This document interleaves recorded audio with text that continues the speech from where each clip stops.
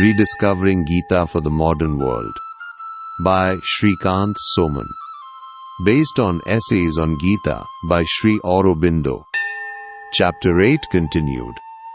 Sankhya and Yoga continued from the previous episode 67.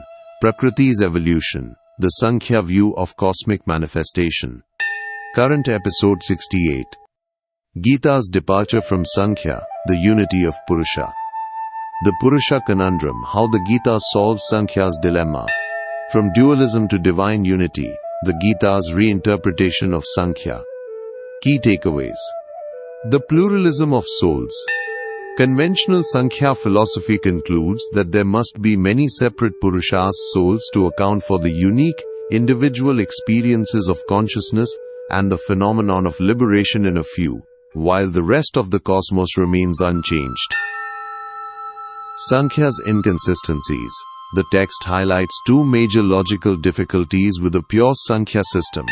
Its pluralism of souls, which contradicts a unified cosmic reality, and its explanation of liberation, which would logically lead to the cessation of all existence if there were only one Purusha.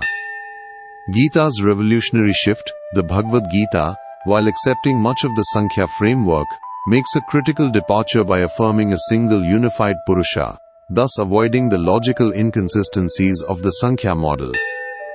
Beyond witness to Lord, the Gita redefines the Purusha from being a mere passive witness, Sakshi, and supporter, Anumanta, of Prakriti's actions to an active Lord, Ishvara, and knower, Gyata. A causal relationship. In the Gita's synthesis, the Purusha is not a passive counterpart to Prakriti, but the supreme cause of the cosmos, acting through its own Prakriti. It may at first appear that the separative ego sense is a sufficient explanation for this phenomenon. But again, the ego sense is a common principle of nature, that is, one Prakriti, and therefore need not vary from person to person, Purushas. This is because by itself, it simply induces the Purusha to identify himself with Prakriti. It then naturally follows that, if there is only one Purusha, then all beings would be one. They will be joined, and also they will be alike in their egoistic consciousness. Granted that there may be many differences in the details of forms and combinations of their natural parts. Still, there would be no essential difference of soul outlook and soul experience. The variations of nature is not sufficient to make all this central difference, this multiplicity of outlook. It is also not sufficient to have this separateness from beginning to end of the experience in one witness, in one Purusha. It then naturally follows that the pluralism of souls is a logical necessity to a pure Sankhya system. The Sankhya system, which is divorced from the Vedantic elements of the ancient knowledge, even though it was its original birthplace. On the other hand, the cosmos and its process can only be explained by the commerce of one Prakriti with one Purusha. It cannot be explained by the multiplicity of conscious beings in the cosmos. This then creates a clash with the Sankhya philosophy. There is another difficulty with the Sankhya philosophy which is quite as formidable. Like many others, liberation of the soul is the object set before itself by the Sankhyas. This liberation is said to be effected by the Purusha's withdrawal of his consent from the activities of Prakriti.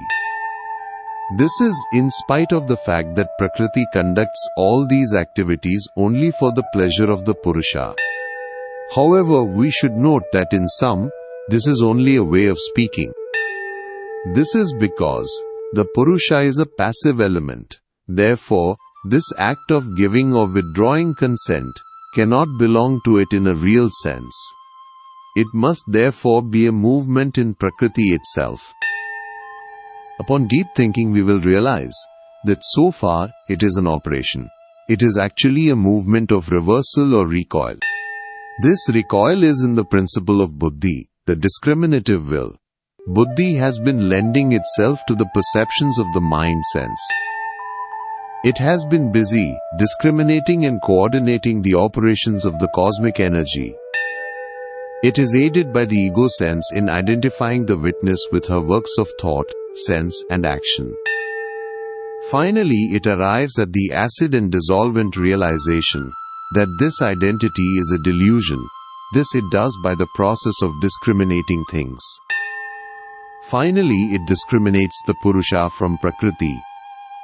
It perceives that all is a mere disturbance of the equilibrium of the gunas. The buddhi is at once intelligence and will. It recoils from the falsehood which it has been supporting. After ceasing to be bound, the Purusha no longer associates himself with the interest of the mind in the cosmic play. This will have an ultimate effect of Prakriti losing her power to reflect herself in the Purusha. This is because the effect of the ego sense is destroyed. The intelligent will becomes indifferent. It ceases to be the instrument of Prakriti's sanction. It necessarily follows that her gunas must then fall into a state of passive equilibrium. The cosmic play ceases. The Purusha returns to his original immobile repose.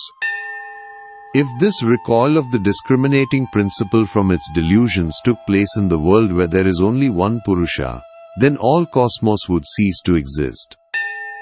However, we see that nothing of this kind actually happens in our real world. A few beings among innumerable millions attain to liberation or move towards it. The rest are in no way affected. The cosmic nature in her play with them is not one whit inconvenienced by this summary rejection, a recoil of the discriminating principle from its delusions. This rejection should be the end of all her processes. How can we explain it? We can explain this fact only by the theory of many independent Purushas. The only at all logical explanation from the point of view of Vedantic monism is that of the Mayavada. But in that view, the whole thing becomes a dream. Both bondage as well as liberation from the bondage are circumstances of the unreality. It is the empirical blunderings of Maya. In reality, there is none freed and none bound. Sankhya view is more realistic. It does not admit this phantasmagoric idea of existence. Therefore, it cannot adopt this solution. Even here, we see that the multiplicity of souls is an inevitable conclusion. It is based on the data of the Sankhya analysis of existence. The Gita starts from this analysis. At first it seems that Gita accepts it almost wholly. Even in its setting forth of yoga, this idea is reflected. It accepts Prakriti and her 3 gunas and 24 principles. It accepts the concept of the attribution of all action to the Prakriti and the passivity of the Purusha. It also accepts the multiplicity of conscious being in the cosmos.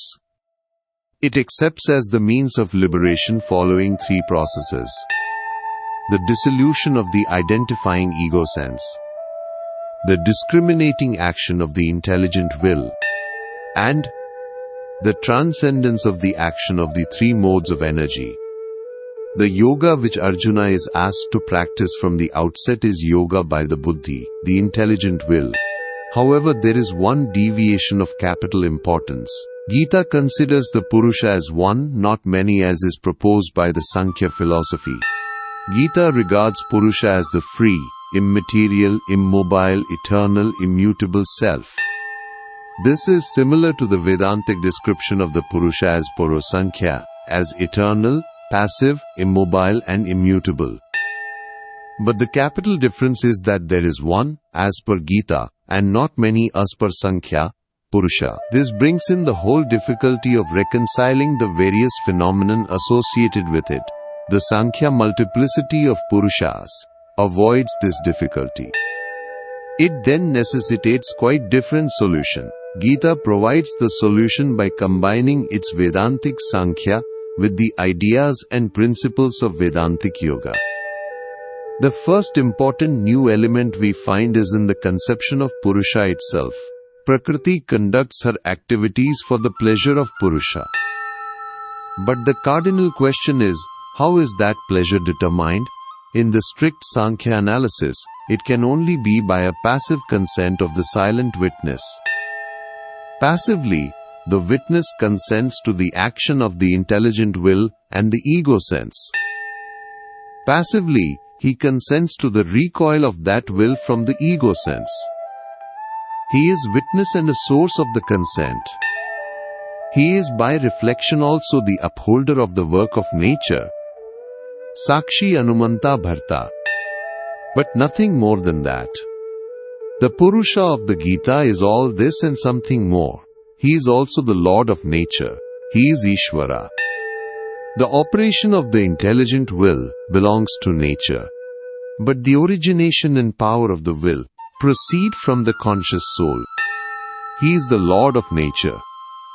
The act of intelligence of the will is the act of Prakriti. But the source and light of the intelligence are actively contributed by the Purusha. Therefore the Purusha is not only the witness, but also the Lord and the knower. He is the master of knowledge and will. Gyata Ishvaraha. He is the supreme cause of the action of Prakriti. He is also the supreme cause of its withdrawal from action.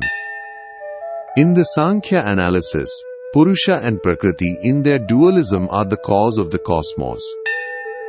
In the synthetic Sankhya of the Gita, the Purusha by his Prakriti is the cause of the cosmos. We can now see at once as to how far we have travelled from the rigid purism of the traditional analysis.